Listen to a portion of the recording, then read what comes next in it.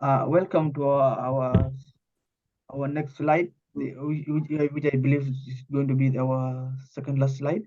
So, so the presenters are Deng Elijah, Tok Robert, and Faith Kwechwin. So this one here is about biometrics, 3D printing, biometrics, augmented reality, and data analytics. So can you please go to the next slide? It's about business innovations. Now, 3D printing, which is three-dimensional printing, is an additive manufacturing process that creates a physical object from a digital design. The process works by laying down thin layers of material in the form of liquid or powdered plastic, metal or cement, and then fusing the layer together. So it is actually commonly used in jewelry making and customizable gift industries, and actually it can also print any shape, structure, and objects, but they are limited by their building volumes and not being able to print mid-air objects. Uh, they are kind of bit expensive because, as you can see, they cost actually quite a lot of money. Their price range from $200, $300 and above. So the continuation to that, 3D printing or additive manufacturing is also the construction of three-dimensional objects from 8D model or digital 3D model. Uh, the term 3D can refer to variety of processes in which material is deposited, joined, or solidified under computer to create a three-dimensional object, with material being added together, typically layer by layer. Uh, we understand it is added typically by layer, and it involves layers of different materials to come up with the final object. So 3D also offers solution for the low volume manufacturing of complex parts, as well as fast local production of difficult to find products.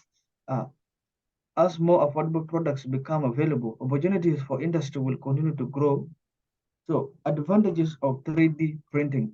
One of the advantages is printing allows for the design and print of more complex designs than traditional manufacturing process. So this is one of the major advantages of 3D printing. It is flexible as it offers also a it also offers it is actually more preferred compared to the traditional manufacturing. So when you go to the next slide, uh, one of the also the second advantage is this rapid prototyping. What do you mean by this? Manufact 3D when we talk about the rapid prototyping, 3D printing can manufacture parts within hours. It actually doesn't take time. It manufactures things in a shorter period of time with speed up prototyping processes when compared to the machine prototypes. 3D printing is a little bit faster compared to the traditional manufacturing process. So it is also inexpensive and quicker at creating parts, as the part can be finished in hours. So it is faster compared to the traditional way of manufacturing. So it is also on demand, print on demand. Print on demand is another advantage, as it doesn't need a lot of space to stock inventory. Unlike the traditional manufacturing process, this saves space and cost, as there's no need to print a bulk unless required. So, as you can see from the definition or the description, it is actually it consumes less time in completion compared to the traditional way of manufacturing, and it also saves cost. It's less expensive compared to the traditional manufacturing. Another point is strong and lightweight parts. So it does in 3D printing, the products which have been made or which have been manufactured, they are not in bulky, they are light. So it cut weight compared to the bulky products which are manufactured in the traditional way. And these ones here can create a lot of can it can also bring transport costs since they are bulky. Exportation becomes a problem, and this one here it increases cost in the in the industry.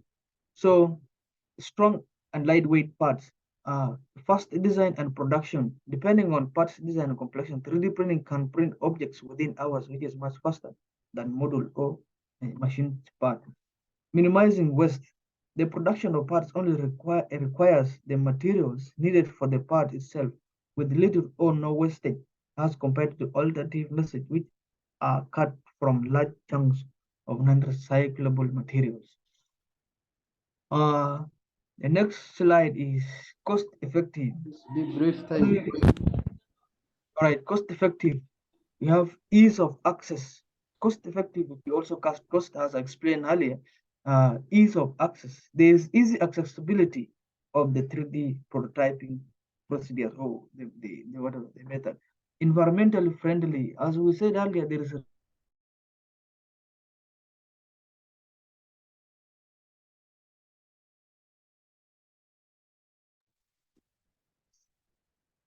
Yeah, as I said earlier, there is a recycling of waste products. So it is environmentally friendly because there is no waste materials are recycled, which protects the environment from the waste production and waste deposit.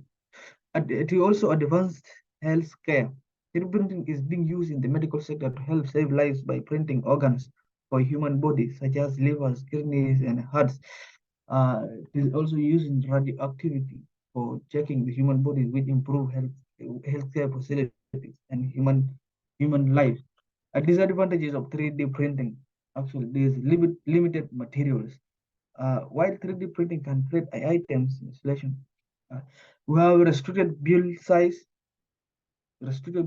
We have post processing, and we have large volumes and part structure. These are some of the disadvantages of 3D printing. Uh,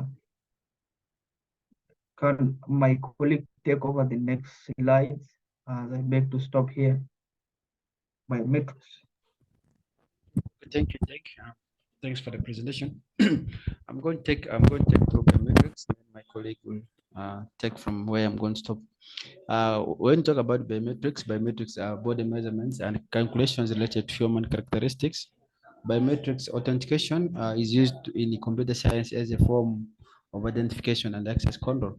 It also used to identify individuals in a group that are under surveillance. So some of the examples of these biometric identifiers are we have what we call fingerprints, facial patterns, voice, or typing contents. That's step one RAM.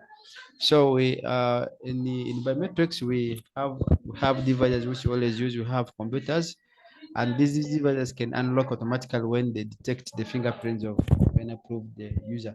So here, before the biometric starts work, there must be also always be some configuration which is supposed to be done so that you can unlock. So the biometric can be used in computers, in server room doors, in the help desk systems. Let's go to the next slide. We have what we call biometric identifier. Biometric identifier is one that is related to intrinsic human characteristics. They fall roughly into two categories. There's what we call physical identifiers, and there's what we call behavioral identifiers. So let's try to look at the physical identifiers. We have what we call fingerprints. Fingerprint scanners have become very common in recent years due to the widespread development of smartphones. Now, fingerprints is it's where it works. It works like whereby you put your fingerprint, then it senses. When it senses, the device will be unlocked. So we have what we call the photo and video here. It looks at your face or the video which you have done for unlocking any device. Then you have what we call physiological recognitions. That's facial recognition is the second most common type of authentication. Here, it looks at your face. We first set in a way that your device is supposed to be unlocked by your face, and then after, that's when the device can be unlocked so long as they're seeing your face, the face. There's what we call voice. Voice is whereby you speak and the device gets unlocked. Let's go to the next slide. And then there's what we call signature. Signatures. This is a digital signature scanners.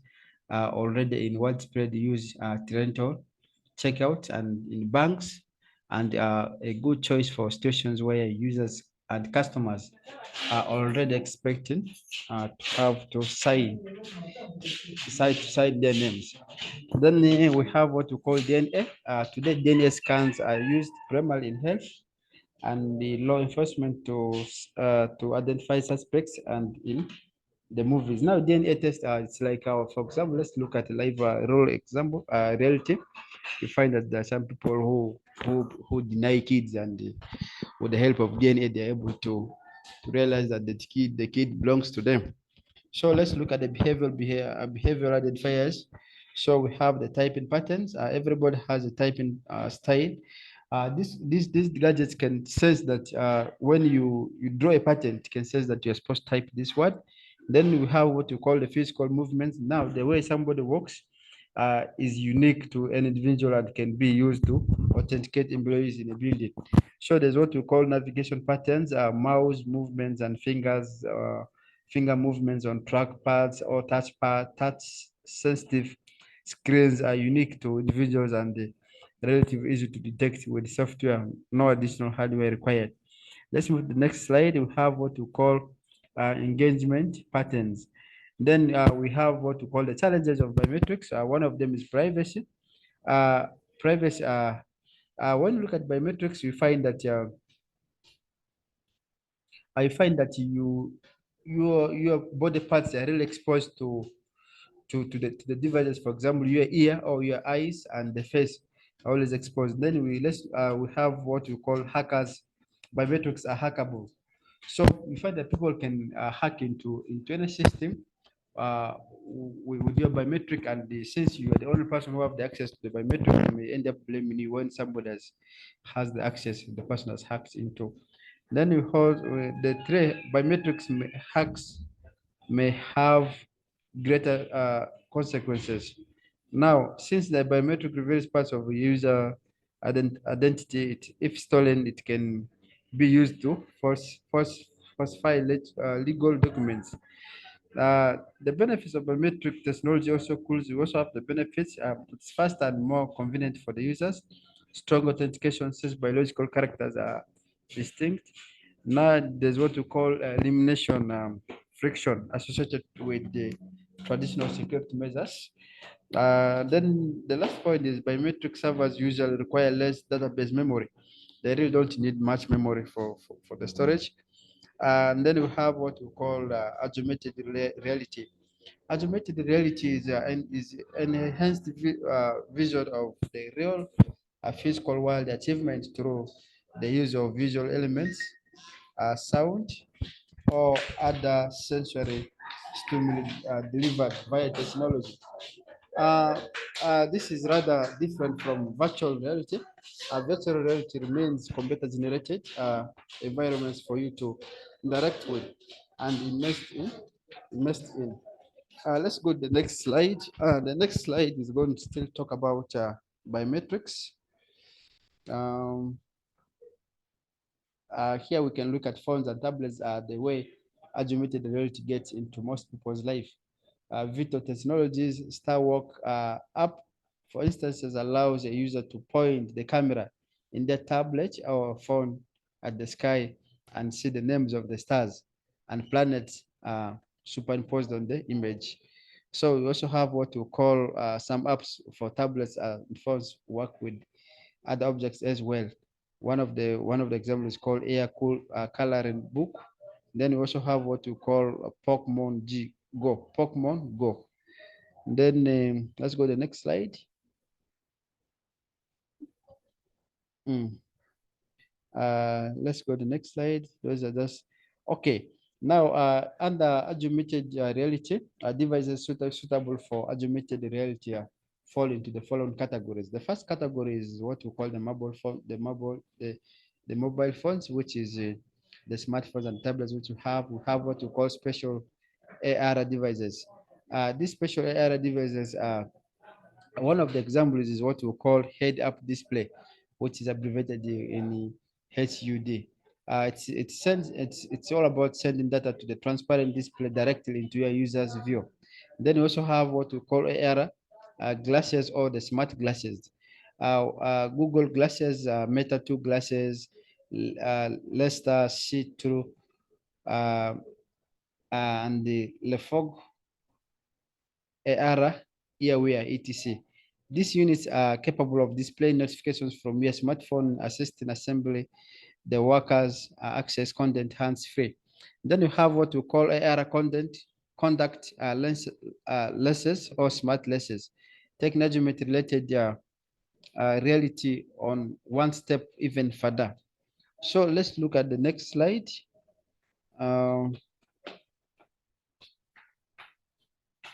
So next slide still talks about augmented reality. We have what we call a virtual retinal display, which is abbreviated VRD. It is all about creating images by projecting laser light into the human's eye. Then we have applications of AR. Where can we apply this augmented reality? We can apply augmented reality maybe a complement our everyday activities in various ways. For instance, one of them most popular application is gaming. We have what we call new era gaming. We can apply it in the area of games. Then we can also apply it in the rentals.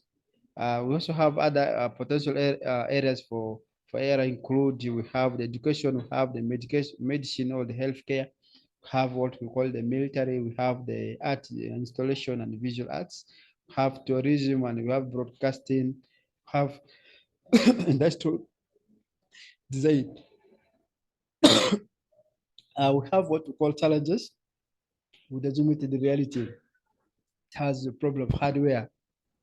Currently, every available AR headset is a bulky piece of hardware that may be too expensive for masses.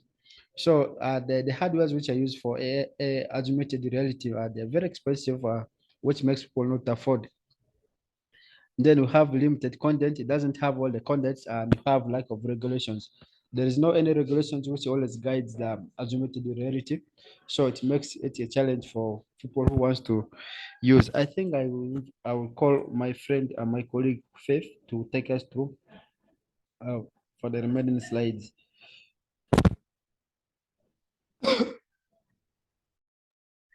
Okay, thanks so much, Coco. And then for the presentation, I'll go ahead with the remaining slides. We are still here discussing about the AR or the augmented reality. We are from looking at the challenges with augmented reality. The next slide we shall be looking at because we shall still I will still continue with the challenges, which one of them is also limited content. With the limited content, we mean one of the major challenges with augmented reality is creating engaging content, whereby the content created for augmented reality devices consists of games and filters used in social networks such as Instagram and Snapchat. There is also lack of regulations. Currently, there are no regulations that help businesses and customers understand which type of AR or augmented reality applications can be used and how data can be processed. Here we mean that people are still lacking, however much people are still using the augmented reality application, for example, the gaming and so on, but there are still rules that are lacking. People lack rules and regulations to follow when using these applications.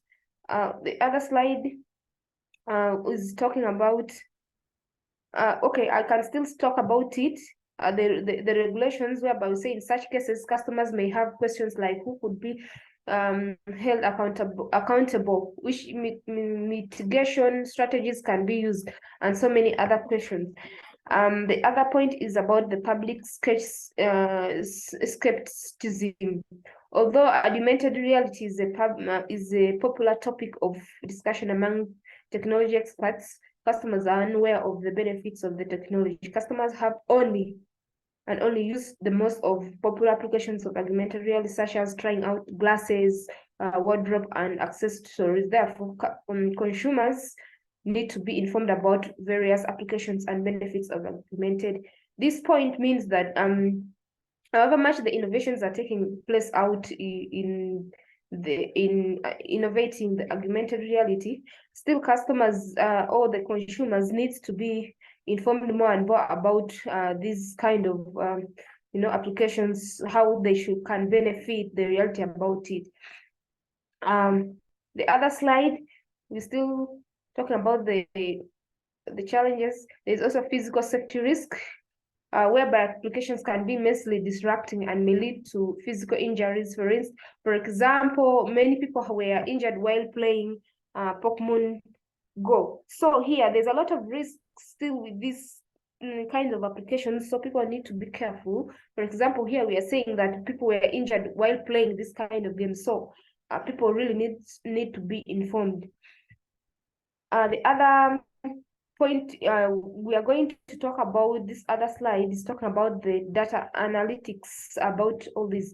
So the data analytic is the science of analyzing raw data in order to make conclusions about the information.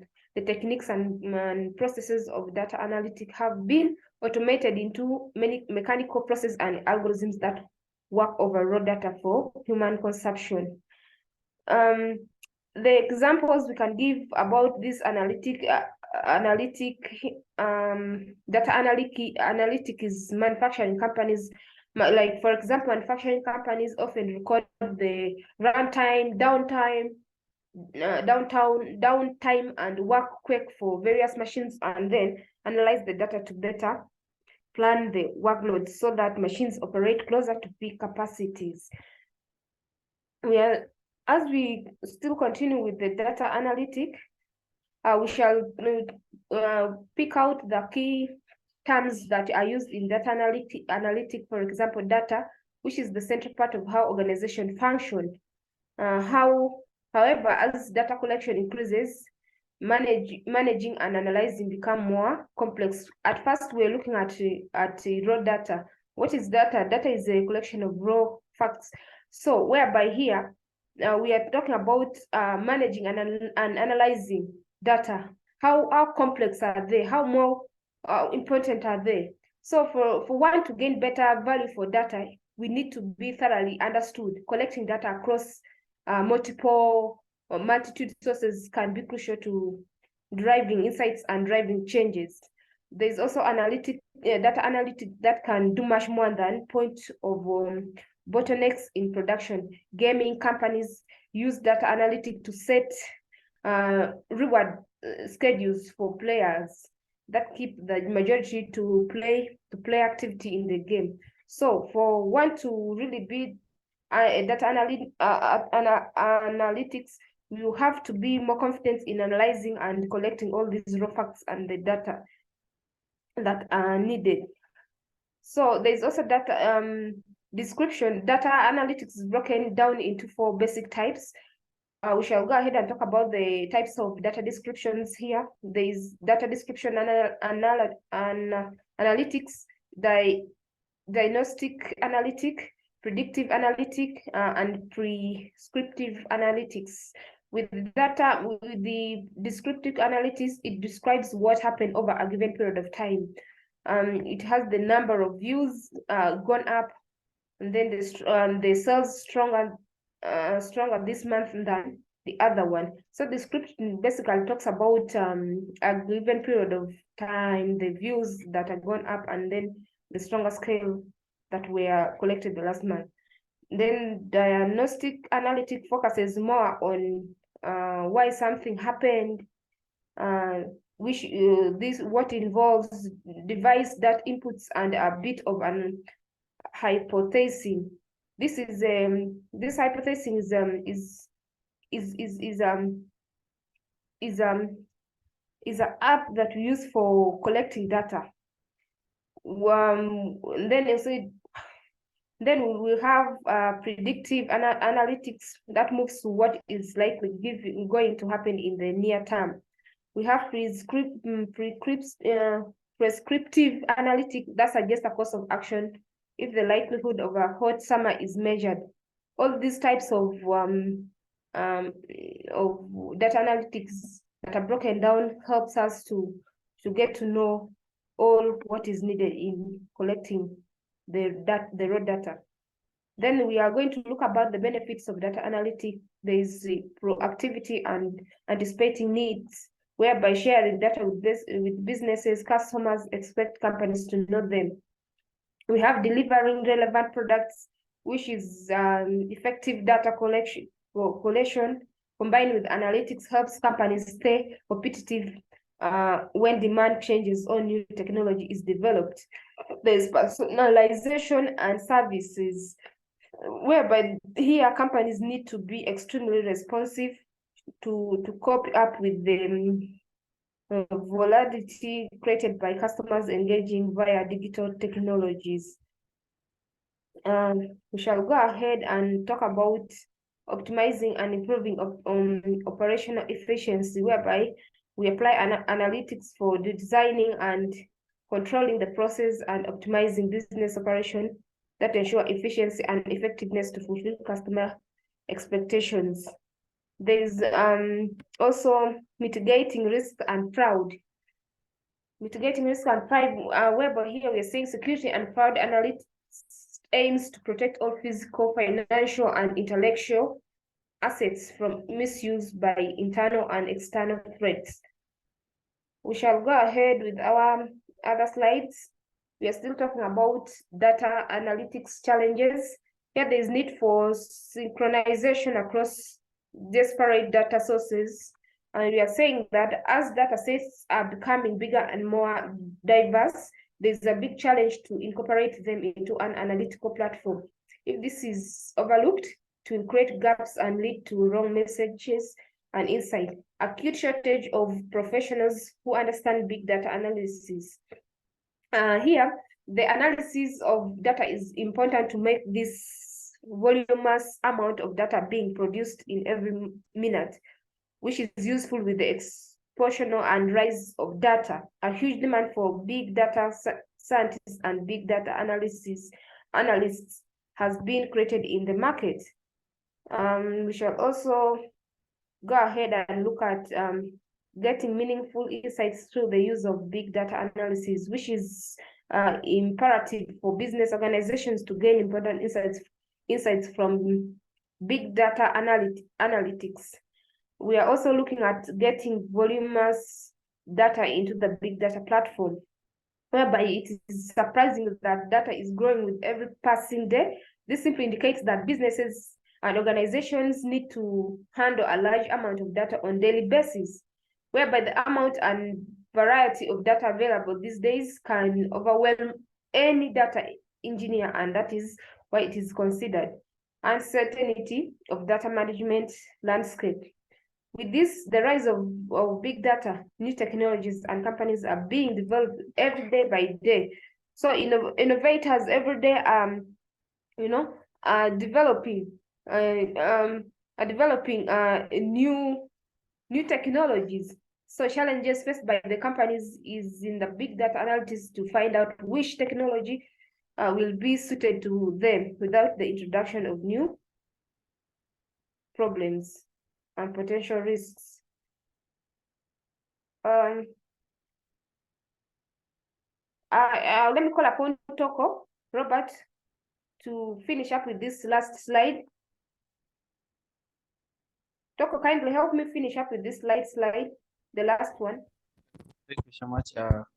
We are still continuing with the. I think these are still the challenges which we have in data analytics. One of the sixth point is talking about data storage and quality. Businesses, organizations are growing at a rapid pace. With this rapid growth of the companies and the large businesses organizations, increases the amount of data processed. Now, you find that sometimes when there's too much data which has been stored, you find that it's always very, very hard for the data analysts to come up with a conclusion of a quality data. Sometimes there's some factors which always limit them. And then the next point is security and privacy of data.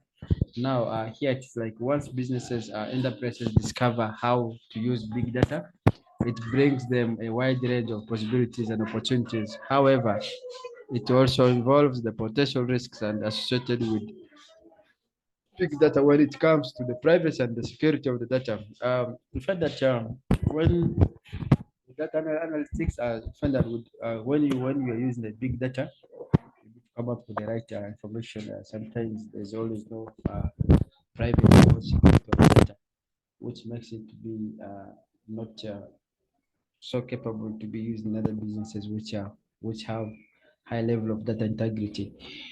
Uh, let's look at this last slide. The last slide just talks about the summary, which is the 3D printing, which we have talked about, the biometrics, which we have also talked about, then the augmented reality, which we discussed, then the data analytics, which we also discussed. I think for now we are supposed to stop our discussion. We're supposed to stop our discussion and we proceed to the next notes for the discussion. So I think we can stop here and we log in again for the last discussion of the notes. Thank you.